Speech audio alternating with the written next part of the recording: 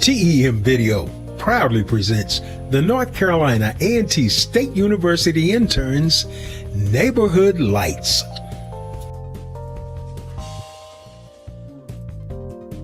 Hey friends, it's Maisha and Natalie, and welcome to Neighborhood Lights. Tonight we have a special guest on our show. She is heavily involved with Habitat for Humanity as a member on their board, and she even has had the pleasure of having her own home built with this wonderful organization. She was in our spotlight last week, Miss Penny Smith. Hello, Miss Smith. Hello. Welcome to our show. Thank you. So, welcome to our show once again, and we would like to know more about you. Well, I am a mother. I am a grandmother.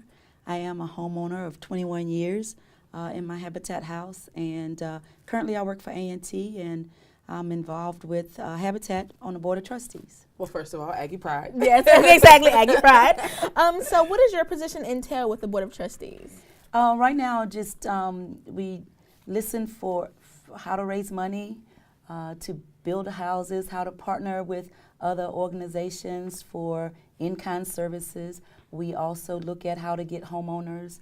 We're looking for always fundraising, where we're going to get the money from, make sure that we have enough volunteers. So I serve on the development committee, so we're looking at the fundraising. Okay. So as a member on the development committee, what exactly are your specific duties? To help the people who know people with money. So as the homeowner, my role is to speak on events, to let them know the importance of the Habitat home and what it brings to the homeowner and to the children that benefit from having the home. Okay. Do you have any fundraisers that are coming up that the public should be aware of? Not currently.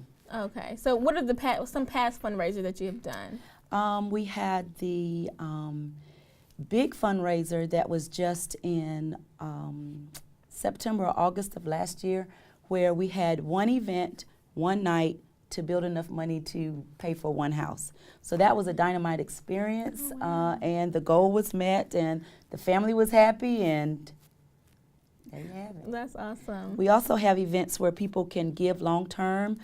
They can decide to give money through their wills. They can do planned giving. So there are lots of ways to give. And not only just financially, we ask that people give of their time. We're always looking for volunteers. Similar to tithing.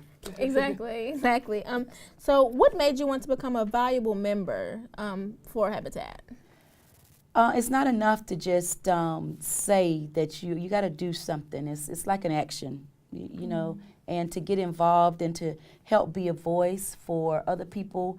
And I know quite a few people, and so I'm all about trying to encourage someone else. So, you know, if I did it, you can do it. Right. I did it with 5 children. You can do it with 2. Right. So let's talk about what else does the public need to be aware of just pertaining to Habitat? So I know that you, of course, you're on the Board of Trustees and you need donations. Who exactly are you going to for the donations? Corporations. Okay. We have sponsors for houses, not just corporations, but churches. So churches large or small, we can have churches to partner with each other to help raise the money together. Individuals. So everybody can give on every level. Is it usually, I guess, a long process when it comes to finding funding for a home, or does that process usually get taken care of quickly? Well, we would hope that everything is instant, but it's not. But usually when people give us their word that they're going to, donate X amount of dollars, it happens. Wow, that is absolutely amazing. That is awesome. Well, we have more exciting news coming up. But first, let's see who's in our spotlight after this short commercial break.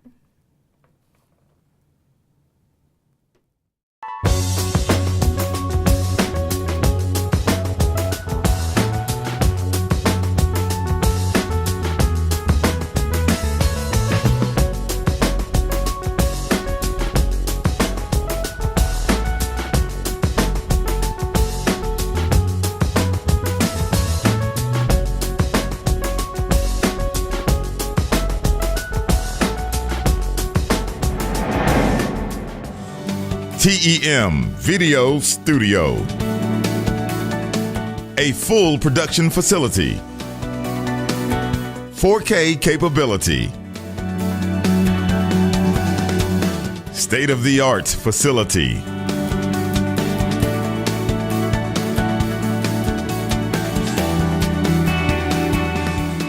Call us today, 336-698-9095.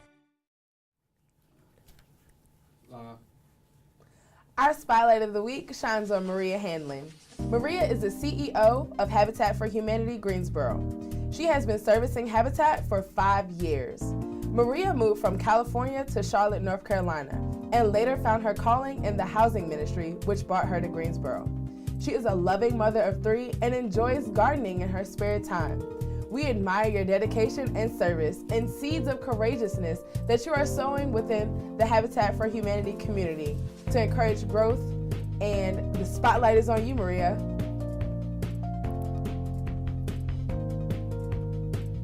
Let's look into some on-site construction for a new home that is currently being built for a deserving family.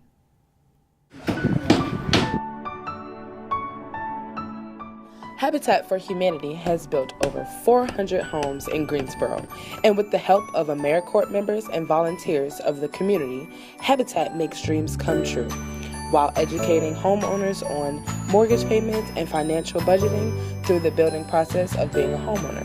Habitat is committed to transforming lives from the generations to come, making the world a better place, one family at a time.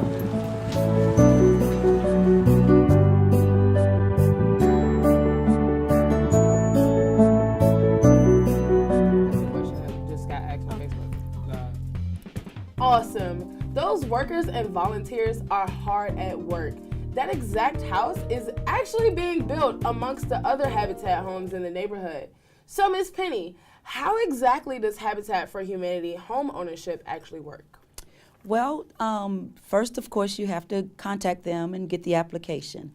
Once you get an application, then it's important that you stay engaged because you may have some credit issues, you may have some other things that you have to pay off, but don't let that discourage you from applying. So Habitat takes in families that are in need of affordable housing, adequate housing. So if you're living in substandard housing or if you're living in a place where it's above your means, then I think that you should contact Habitat.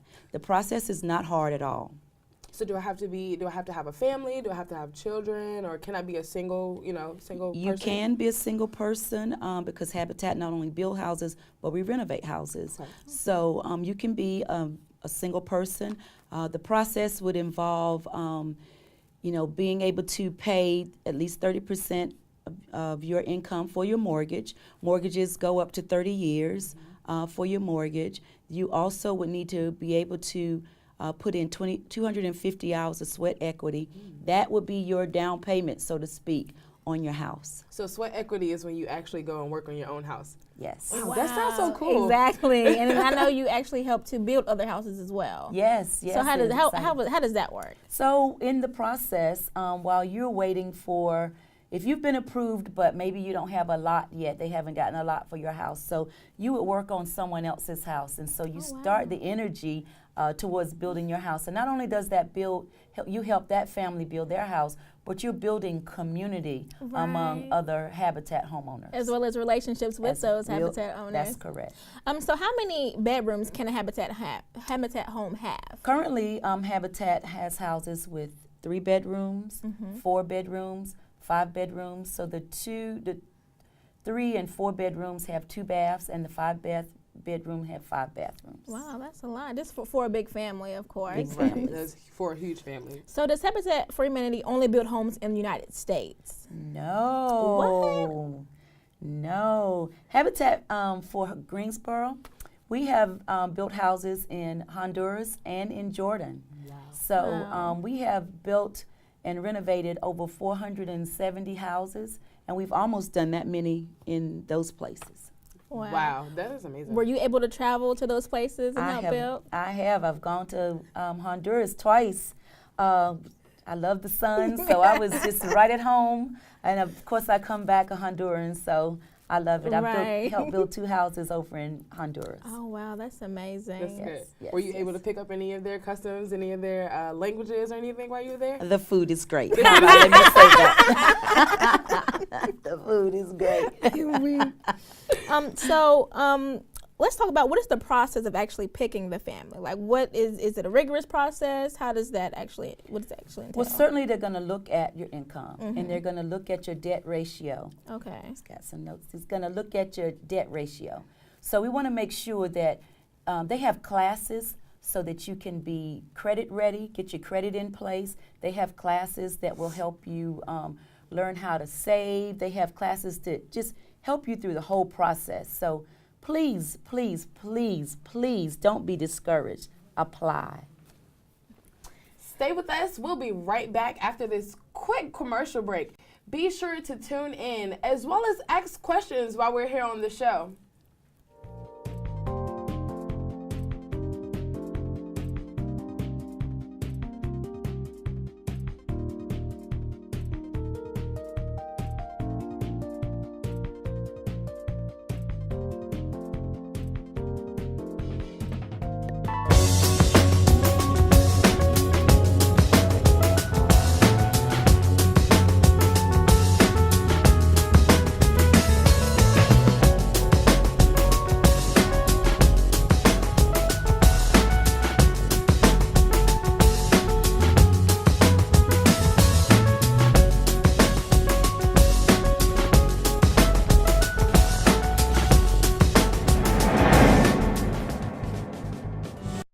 TEM Video Studio, a full production facility, 4K capability, state-of-the-art facility.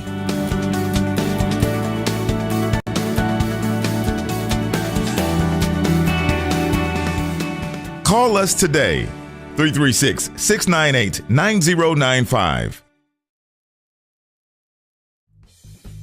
Welcome back, friends. If you have any questions, post them in the comment section and we'll be sure to get those answered for you. So again, we are here with Miss Penny Smith, if y'all are just tuning in. So let's talk about you as a Habitat owner. Just tell us your story. Yes. Well, it started over 20-some years ago. I was a single mother, 1 son, and my sister, I took in her son and started raising him as my own. And I applied for Habitat, and I got turned down. I got denied because the rules back then were a little bit different. So I didn't meet the criteria at that time. But as God would have it, because I don't believe in luck, the door opened because I believe it was because I opened my heart to my other nieces and nephews. Ended up taking in my other 2 nephews and my niece.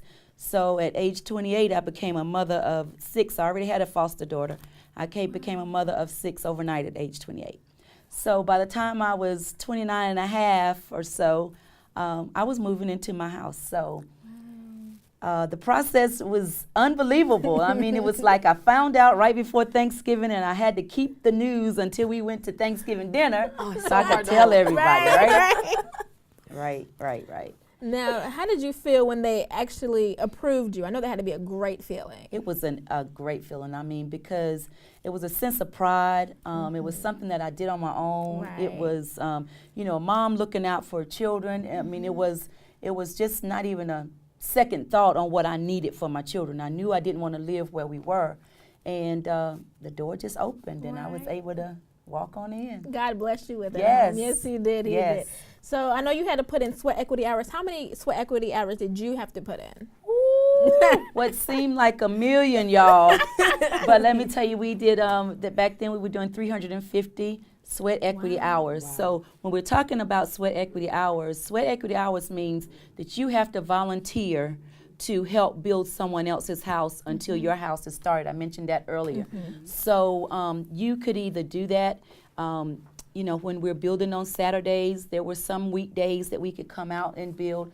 If you were not able to work on a site, you could do some office work. They always needed people to help with mailing mailings and those kinds of things. So there were other ways to get your sweat equity hours. But being on that work site, there was nothing like it. From the ground up, I saw my house being built. That is great. Right. And I not only saw it, but I helped. I had a hand in everything. Right. From the floor joists all the way up to the roof where I got stuck. Thank God for the roof. Can't get down. Right, that's awesome. Like, who can actually say I helped to build my house? My own house, like exactly. my hands were exactly on my bricks. hands, This is right, amazing. hard hat and everything. Right. So what year was your house built in again? I moved into my house in 1997. Okay. About how long did the building process take? It was about 9 months. Okay. Oh, that's not. It's kind of quick. Right, exactly. For a whole house, it's kind of quick. It's Well, I about guess with 9 all the months. volunteers and everything, Yes. it probably went up really quickly. Yes. So, what was your favorite part about building your home? Making friends. Uh-huh. All the volunteers, my sponsors of my house was Westminster Presbyterian Church and College Park Baptist Church. And when I say that those guys were phenomenal, they were phenomenal. There was nothing that they didn't do for us. Me and my kids, they were little at the time. I can't believe I have grown people that I raised in that house, you know. But being involved with the community, getting to know people from the church, those friendships are still lasting right now today. Oh, that is awesome. Yes. Now, were your kids too young to participate, or were they able to do Yes, something? children have to be a certain age before they Okay. can help on the work site. So they Okay. were too young Okay. to build. But we celebrated our first National Night Out at our house in August of 1997. We didn't move in yet, but we moved in a couple of weeks after. But I took them, and we just celebrated on the driveway. That is wow. amazing. Yes, that is awesome. I can only Yes. imagine how you felt during Oh that my gosh. exact moment. Right. Yes, That's such a gift. yes. All right. Well, we'll be right back after this short commercial break, but stay with us.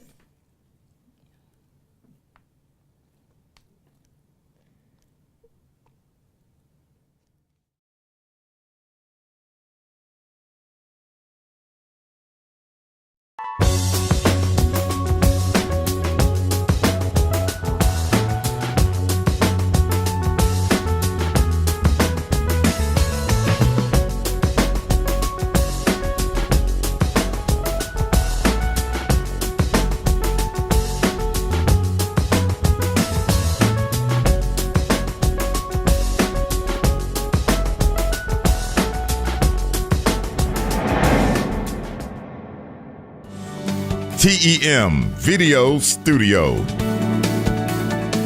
a full production facility, 4K capability, state-of-the-art facility.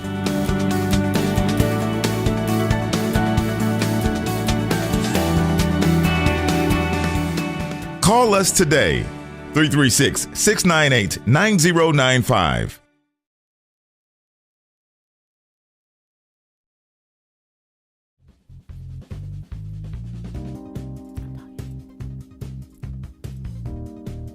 Welcome back, friends. If you're just tuning in, we're sitting here with Miss Penny Smith, who is actually an owner of a Habitat home. So, Miss Penny, how has the Habitat home impacted you and your family's life? It's given me a sense of community, pride, stability. Yes. I'm just encouraged.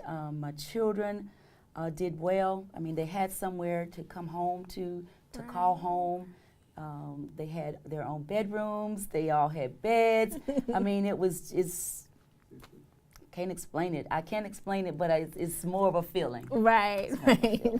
So, what was I would say, the most memorable process of I guess your home being built? Probably when when we were working on the house and the pastor of Westminster Presbyterian Church brought his little girl to the house to help build, and she was just a little tot, and she was able to screw some screws into my bedroom door handle, and you know, every now and then when I touch the door, I think about Abby, and she is long gone, finished college, and doing all the things that she would like to do. So that's one of the special moments. Oh, that's awesome. That's good to know. Building my house. A little small helping hand. Right, exactly. So, what advice would you give someone that is looking for an affordable house or doesn't have the adequate home to live in right now? Well, I would suggest to them that they would contact the Housing Hub. That's the first thing, because Habitat Home may not be for everybody. But at the Housing Hub, you can come to the hub, you can speak with someone with the Housing Coalition, someone with Housing Solutions. There are other agencies in the Housing Hub that you can come to and speak to them about your housing needs so that they can direct you into the area that might be best for you and your family. Oh, well, that's awesome. Well, that's all the time that we have for today. Thank you so much, Miss Penny, for being on our show today. And thank you all for watching. And if you know anyone who is in the need of living in an affordable home, please do not hesitate to contact Habitat for Humanity, and they are here to help you. So stay connected with TEM Video on Facebook and YouTube to see what else the interns have in store for you. Now we have a special guest on our show, Miss Daintry O'Brien for Habitat for Humanity. Hello, Miss O'Daintry, and welcome to our show. Miss O'Daintry. Miss O'Brien. O'Brien. And I just held a little money back so that I can open the studio and have a playroom for all my lovely students from A&T. I love that. Wow, that is If you didn't absolutely know, me and Nate actually go to A&T. Really? Nay and I I. know. Nay and I. Anyway, we go to A&T. I didn't know that. Well, it's just wonderful. See who's in our spot. Wait, so what camera am I looking at? I think That. two. So, see who's in our spotlight after the short week. What? I'm confused. All right, so for yes.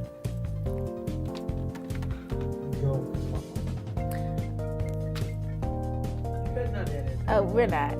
Thank you for your dedication, determination, and commitment to Habitat for Humanity. The spotlight is on you. Well, the grand opening was a terrific success. Our main keynote speaker was the governor, Governor Roy Cooper? Cooper. Yeah, Roy Cooper, that's his name. And where is that located again? 60 North Myrtle Street. Okay. All right. So that's in South Carolina, correct? That's right. Question, eh? You got a question up there? I don't have a question. That's That's when we are just talking or having a Yeah, right. conversation.